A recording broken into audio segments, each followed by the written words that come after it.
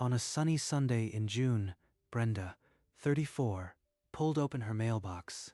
Inside, a stack of envelopes, catalogs, and one card that would shatter everything she believed. A Father's Day card, postmarked Astoria, Oregon. A name that meant nothing except memories of a closed casket funeral. She pulled it out, fingers trembling. Brenda's father had died in a plane crash when she was 9. This made no sense. Brenda, I am sorry for 25 years. I am dying now. I want you to know the truth before I go. Call this number. I will not call you, Dad. That handwriting. The loops, the descending Y. I'd know it anywhere. The word Dad at the bottom, written in the same blue ink he'd used on her 9th birthday card. That card, still tucked in her dresser drawer, had the same loops on every childhood birthday message she had saved. It's him. But he's dead. I went to his funeral. Is this a hoax? Or has my whole life been built on a lie? She stood frozen on the porch, the other mail slipping from her hands, the phone number on the page, a door she was terrified to open. Inside the house, Brenda sat at the kitchen table, the card open beside her phone. She picked up the receiver and dialed the number before her courage failed. The line rang once, twice. On the third ring, a man answered. His voice was thin, crackling with age and effort. Brenda, is that really you? That voice. Deeper, broken, but I'd recognize it anywhere. It's him. I am dying, Brenda. I needed to hear your voice once more. I have so much to explain. I buried you. How can this be real? She slammed the phone down, chest heaving, tears blurring the world. The sound of his voice after 25 years was a physical blow. He's alive. He's been alive this whole time. And he's dying now. She picked up the phone again and called back. This time, she spoke enough to arrange a longer call the next evening. When she finally set down the receiver, the kitchen was dark. She sat with the card, the impossible now real. The next evening, Brenda dialed again. This time, Patrick's voice was steadier, as if he had waited years for this moment. I didn't die in that crash, Brenda. It was staged. I owed $340,000 to dangerous men. They threatened your mother. We made a choice together. I would disappear. She would raise you safe. We paid a pilot to say he saw the plane go down. The old newspaper clipping she'd kept read, "Plane lost off Oregon coast. No bodies recovered. A lie so thorough it disappeared a man." My mother knew. She helped bury an empty casket, and she let me grieve for 25 years. I took a new name, became a fishing boat mechanic in Astoria. Nobody from the old life ever found me. The creditors were eventually imprisoned for other crimes. The danger faded, but Patrick never stopped hiding, because Donna asked him to. I've got lung cancer, Brenda. 6 weeks, maybe less. That's why I sent the card. I couldn't die without you knowing the truth. He's dying alone, while I've been angry at a ghost. And my mother made sure he stayed a ghost. She cried silently as his voice faded. The call ended with a promise to speak again, but Brenda knew her world had already cracked wide open. 2 nights later, she called him again. This time, there were no tears, only the cold need to understand how a father could stay silent for a lifetime. There's more, Brenda. The original plan was for me to come back when you turned 18. The creditors would be gone by then. Your mother decided otherwise. She said you were better off believing I died. She asked me to stay away, and I did. She had the chance to reunite us, and she chose to keep him dead. For 25 years, Donna had remarried within 2 years to a kind man named Kenneth. Patrick had watched from a borrowed life, a ghost even to himself. I never stopped loving you, but I respected her decision. I only broke that promise now because I am dying, and you deserve to know the truth. he abandoned me, but she abandoned him first. And then she discarded the chance to let him back. I know you might hate me, but if you could come to Astoria just for a little while, I'd like to see my daughter. Brenda hung up and booked a flight for the following Tuesday. She told Donna she was visiting a college friend. Before dawn that Tuesday, she packed a small bag and slipped out of the house. She was going to meet the father she'd buried at 9. Brenda sat at the departure gate, the Father's Day card heavy in her purse, the weight of the secret pressing against her ribs. In a matter of hours, I'll be standing in front of him, the man from the photograph, breathing, real. Her phone vibrated. The screen lit up with Donna's name. Brenda's hand froze over the answer button. Morning, Mom. Did you get to Sarah's place okay? You were gone before the sun came up. Yeah, just about to board. I'll call when I land. She ended the call and exhaled. The lie had tasted like ash. She doesn't know I am about to walk into the truth she hid for 25 years. As the plane took off, the city shrank to a grid of lights, the Pacific a gray sheet beyond. In her pocket, the crumpled phone number felt like an anchor to a past that wouldn't stay buried. The plane dipped over the mouth of the Columbia River, and Astoria spread below, a scatter of roofs and docks pressed against dark green hills. Brenda rented a compact car and drove the winding coastal highway, her knuckles white on the wheel, the address of the hospice repeating in her mind. The hospice cottage sat on a low bluff, a weathered salt box with a view of the harbor. A nurse nodded her through the front door. The room smelled of antiseptic and salt air. And there, propped on pillows, was the skeleton of the man who raised me until I was 9. Brenda, you came. The voice that had lived in a phone was now attached to a body. Frail oxygen tube taped to his cheek, but his eyes, cornflower blue, were exactly the same. Dad. She crossed the room and folded herself over him, careful not to press on the tubes, her tears soaking into his thin pajama shirt. He smelled like soap and something ending. He's real. After all these years, he's real. And he's leaving again. That afternoon, a 10-day vigil began. Days of whispered conversations, of coffee cups left to cool, of a father and daughter relearning each other's faces before time ran out. On the third morning, Brenda arrived with 2 steaming cups. Patrick's hand trembled as he took one, but his smile steadied her more than she expected. You used to love feeding the seagulls at the dock. You called them sky chickens. All these years, I worked on fishing boats, kept myself invisible. Some days, I'd see a father and daughter and have to look away. Why didn't you fight harder? After I turned 18, why did you just accept her decision? Fear, mostly. I'd already ruined everything once. I thought staying away was the last right thing I could do for you. He's broken, not a monster. But Mom, she made the choice twice. She's the one who kept him a ghost. They spent hours like that, hands intertwined, the machines beeping softly, decades of silence dissolving into confessions he'd held alone for too long. One afternoon, she found a small album in his drawer, photos of her as a child, cut from school newsletters he'd secretly saved. I kept every piece of you I could find. It was all I had. In those days, Brenda learned to love the father she never knew. But for every tender memory, a colder thought formed. Her mother had stolen this. On the 8th morning, Patrick's voice was a thread, but he reached for a manila folder with a determination that silenced the room. Frank Morrison was a private investigator. I paid to arrange the crash. He found the pilot, handled the paperwork. The creditors, Marco Silva and Eddie Vance, were the ones who threatened your mother. They're in a federal prison now. Donna knew all of it. From the day we planned my death to the funeral, she arranged with an empty casket. Brenda's jaw locked. Every name was a nail into the story she'd been told, and the hammer was her mother. Then, with fingers that barely moved, Patrick drew a sealed envelope from under his pillow. Deliver this to Donna after I am gone. She needs to read it. He's giving me the ammunition to destroy her. But I don't want a war.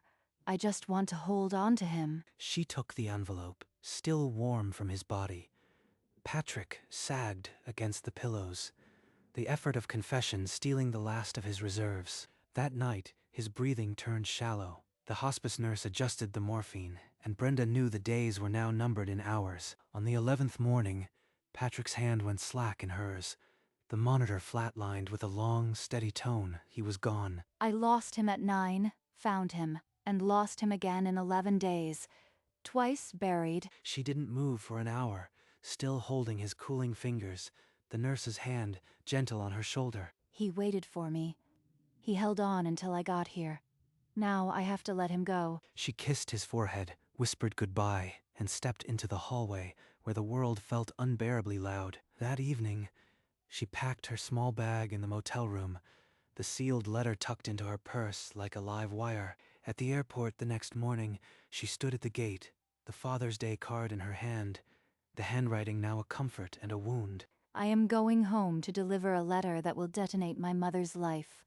How do you prepare for that? The flight took her out of Oregon, the coastline shrinking to a pale line, the Pacific swallowing the last view of Astoria. She landed in darkness, the envelope heavy with words she hadn't read, and drove toward a house that no longer felt like hers. The house was quiet when Brenda unlocked the door.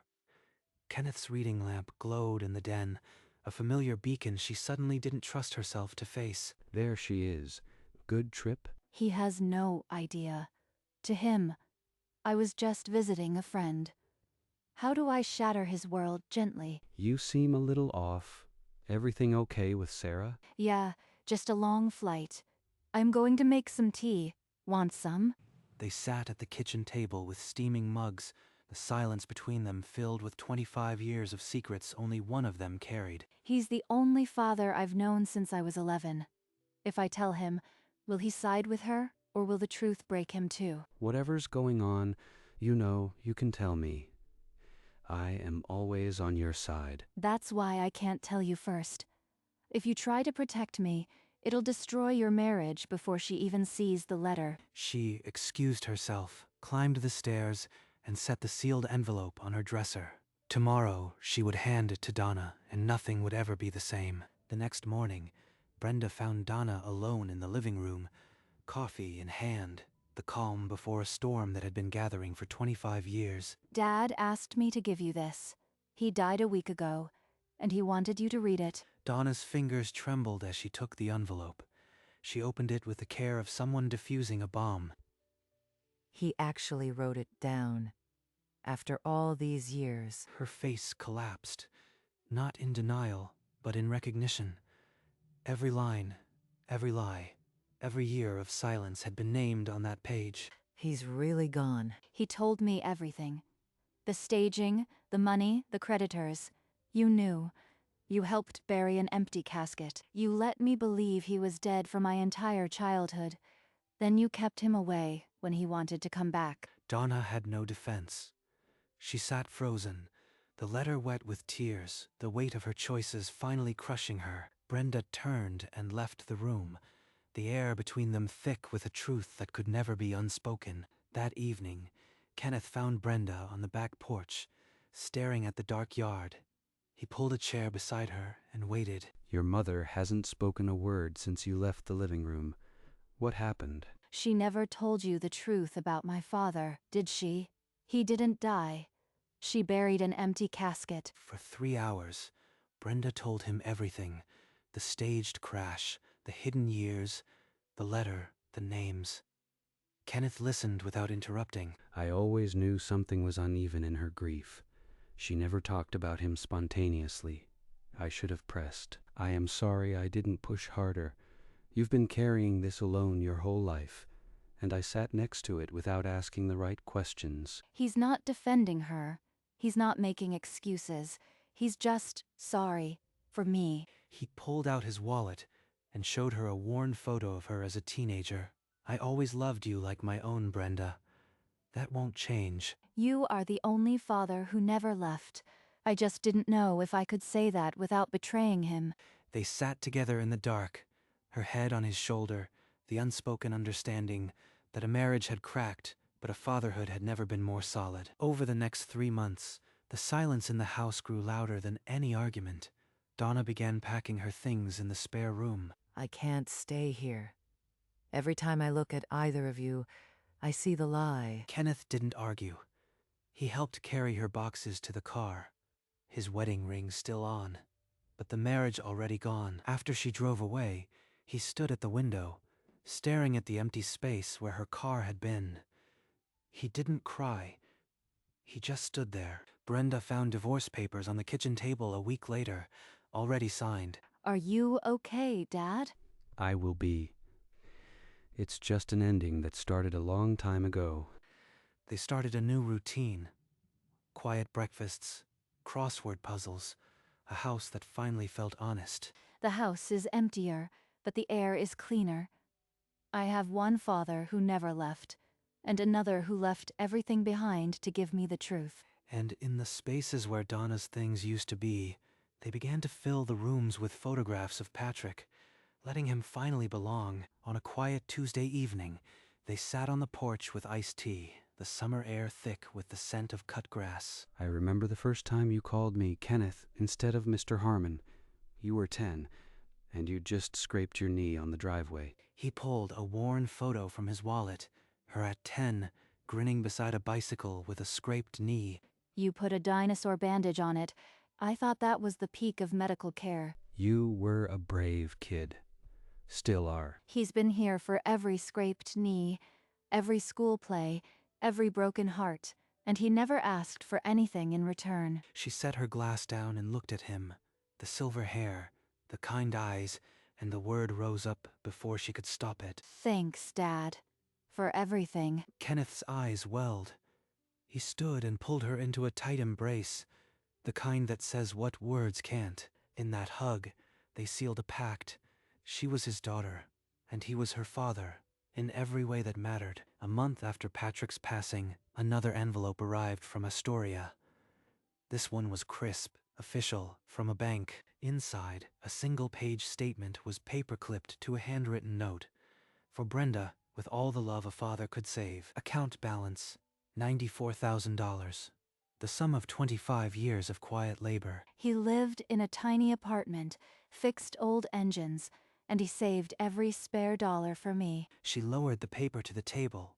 Tears dropped onto the ink, smearing the numbers. I could pay off the car, put money away, live easier, but that feels wrong. Kenneth came over, reading over her shoulder. His sharp intake of breath was the only sound. That's a wonder. What are you going to do? Something that lasts. A scholarship for the children of Oregon fishermen. In his real name. She wiped her eyes and looked at the statement again, already seeing the shape of a legacy built from the same hands that once held her safe. Over the following weeks, Brenda met with a bank advisor and a scholarship foundation. The paperwork was daunting, but she worked through it methodically. Kenneth sat beside her at the kitchen table, reading every clause, his reading glasses perched low on his nose. Your father would be proud. This turns his quiet sacrifice into something visible. They chose a high school overlooking the docks, where the boats came in. The principal agreed to host a small ceremony. On a crisp fall morning, a small wooden plaque was unveiled in the school's main hallway. Patrick Memorial Scholarship. For the children of Oregon commercial fishermen. There it is. His real name, in plain sight. Not a secret anymore, but a legacy. Kenneth placed a hand on her shoulder, the same hand that had steadied her through every loss, and now shared in the victory. A small notice in the local paper later that week read, "Daughter of late fisherman creates scholarship to honor his memory." Brenda folded the paper and tucked it into her pocket. The past was no longer a wound, it was a foundation. 1 year later, she returned to Astoria, this time not to watch a father die, but to set him free. She walked past the hospice cottage, now just a quiet building, no monitors beeping inside. He spent decades in places like this, surrounded by engines and salt, thinking of me. At the harbor, she found a charter captain who agreed to take her out at dawn. Tomorrow, I'll scatter his ashes where he lived his second life. No more secrets. Just the sea and the sky. That evening, in her motel room, she set the urn beside the Father's Day card on the nightstand. 2 fathers, one in ashes, one on paper. Both loved me. She fell asleep to the sound of the tide, the room lit by the promise of dawn. In the morning, I'll let you go. At first light, Kenneth was already waiting at the dock, hands deep in his coat pockets. They stepped onto the boat without a word, the brass urn cradled between them. The engine hummed, and the harbor receded as the boat pointed toward open water. This is it. The last time I'll hold you, Dad. You gave me life. Then you gave up your own to protect me. I forgive you for the years we lost. I know you stayed away because you loved me. Thank you for the card, for the truth, and for 94,000 reasons to remember you. Kenneth's hand covered hers on the urn, a gentle anchor in the silence. They stood like that, the sea around them, the first light catching the tears on her cheeks. She looked at Kenneth, then at the captain. It was time. Brenda lifted the urn's lid, and the gray ashes met the morning air. She held the urn over the water and let the first handful slip from her fingers. The ashes spread across the surface, a silver bloom on the dark Pacific. Goodbye, Dad. Be free. Kenneth stepped closer, his arm wrapping around her shoulders, steadying her against the boat's gentle roll. They stood together, watching the ash-gray cloud dissipate into the endless blue. The sun broke fully above the horizon, turning the water to molten gold. He's everywhere now. In the salt, in the light, in the memory I'll carry. She pressed her face into Kenneth's shoulder for a long moment, then lifted it to the sun. When the last trace of ash had sunk, the captain turned the boat towards shore. It was done. By the time the boat nudged the dock, the sun had climbed into a clear sky, spilling light over the empty waterfront. They stepped onto the pier without a word, the worn wooden planks creaking under their weight. Thank you for being here. For being my dad. There was nowhere else I could be. He came all this way to help me let go of another man, because that's who he is. The harbor hummed to life around them, the distant rumble of a truck, the cry of gulls. Patrick is part of this water now, part of the world that kept him, and I have Kenneth. She took a breath deep enough to fill her lungs with salt and morning, then turned from the water. Let's go home. The pier was empty behind them, but the sea held its secrets, and now, a new peace. Weeks later, Brenda stood in the quiet hallway of the high school, the afternoon light slanting through the windows. On the wall, the modest plaque gleamed, the engraved letters catching the light. She reached out and traced the letters of his name with her fingertip. Patrick, Dad, you are not a secret anymore. Behind her, the empty hallway held the silence of 1,000 students, and now, a scholarship. She stepped back, her reflection ghostly in the polished brass. This is how I choose to remember you. A smile, soft and sure, crossed her face. She turned and walked down the corridor, her footsteps echoing lightly. In the harbor, the boat that had carried the ashes rocked gently in the morning light. A new day rippling across the water. Astoria Harbor woke the same as always, but the water remembered. A single fishing boat pulled from the dock, its wake a silver seam on the blue. On the shore, a father and daughter had once fed the gulls. The same gulls circled now, crying above the pilings. Some fathers teach you how to stay, with quiet patience, with steady hands. Others teach you how to let go, even when the departure shatters you. Patrick gave her the truth, Kenneth gave her a home, and the sea took the rest. Brenda still had the card, the handwriting, the loops that said Dad, and underneath, a life rebuilt on the bones of a lie, now steady as the tide. The boat grew small against the dawn, and the horizon held the light.